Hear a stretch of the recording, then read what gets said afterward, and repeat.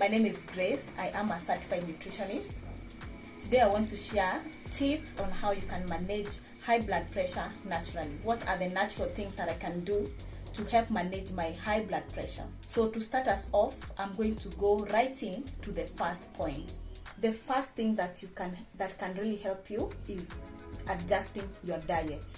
When it comes to high blood pressure, there are two things that are quite critical to understand and to know what or what not to do.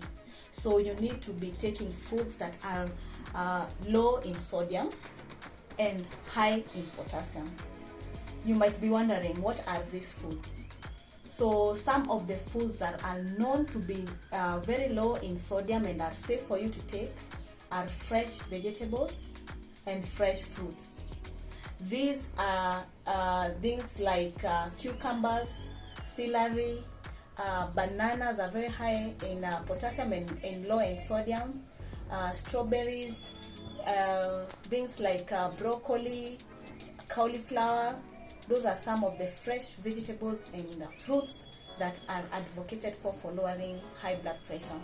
Other than those two things, you also need to be taking natural foods that are in their natural form as much as possible. So this can include things like oats, whole grain rice, quinoa, or whole grain wheat. As long as the food is as natural as possible, it is okay.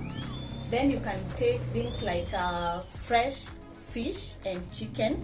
That one will supply you with protein, and at the same time it is not very high in sodium and neither is it high in potassium. So other than that, you can also take salmon or other oily fish that can help you with that. You can also take herbal teas, and the most advocated for herbal tea for managing high blood pressure is hibiscus tea. It's loaded with a lot of polyphenols or antioxidants that are going to help relax your blood vessels and promote blood circulation. To top up on the diet, I've mentioned fresh vegetables, fresh fruits, I've mentioned whole grains, I've mentioned fish like salmon, I've mentioned organic chicken. Also, do not leave out the seeds and nuts, especially walnuts are the favorites. If taken like half a cup per day, it can go a great deal in helping you manage your high blood pressure. Also, seeds like flax seeds, chia seeds, they are not only good in omega-3, but they are very good sources of fiber, and they also help to lower high blood pressure. Another very important food to add to your diet is garlic. It can be taken raw or added to your food, or it can be cooked, or can be taken in form of supplement. Garlic is a very powerful ingredient to helping you manage your cardiovascular health, in improving circulation, in helping dilating your blood vessels, and thus helping with your high blood pressure. Another one on the list is beets or beetroot powder.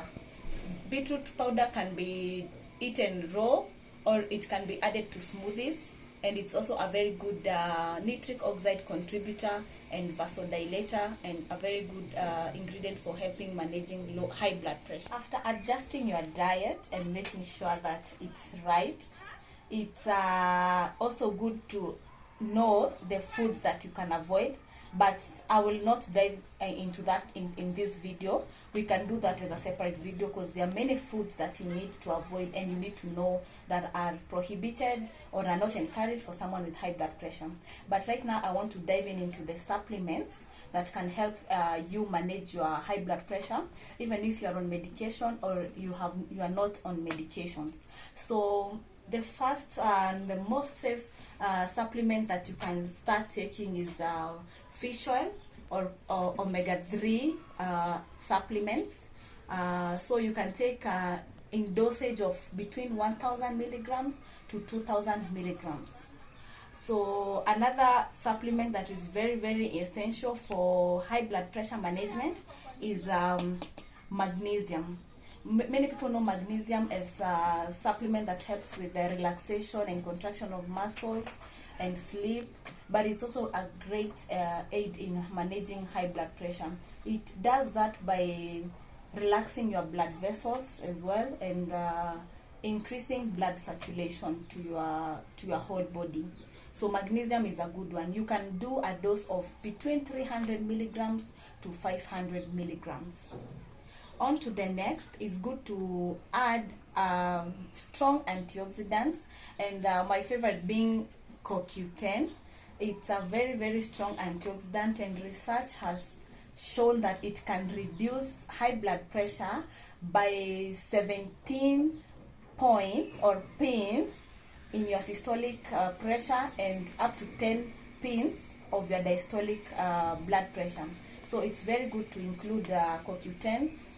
Dosage of between 30 to 100 milligrams is good for you. The others that have not that are not on the board but are really essential for managing high blood pressure include hawthorn berry. Hawthorn berry supplements in dosages of 500 milligrams have also been shown to help aid lower blood pressure. Another one is grapeseed extract.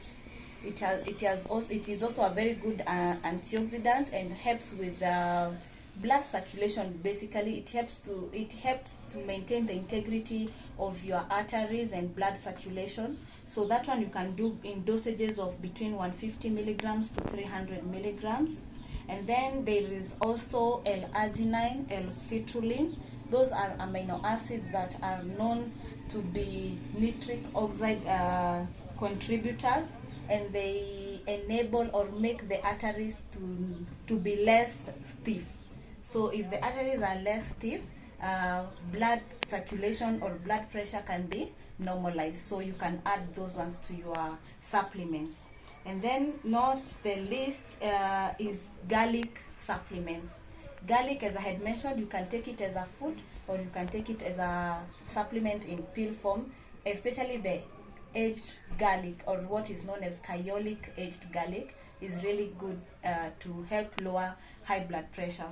Others is vitamin D and vitamin C. Vitamin D, why? Because it's a very good natural anti-inflammatory, and it helps boost your immunity. So it helps to help you lower your blood pressure. Vitamin C, it is very good in strengthening the endothelial lining of the arteries and in improving the integrity of the arteries, thus helping with normalizing high blood pressure.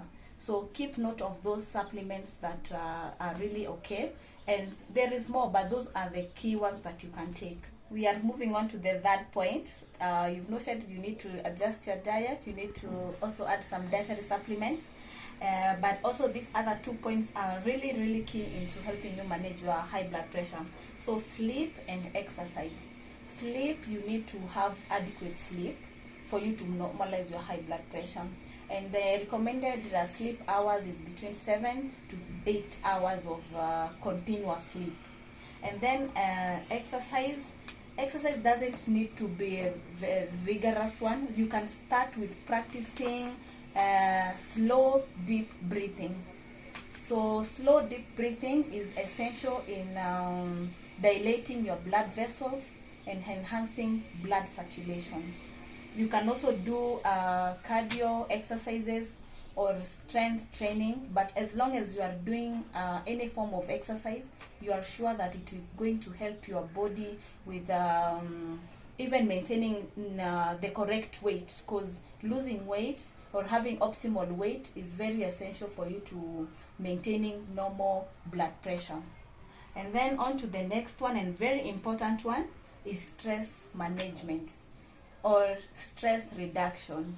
There's a very big linkage between high blood pressure and stress, and you find people that are in a stressful condition or are going through a stressful situation, they are more at risk of developing high blood pressure.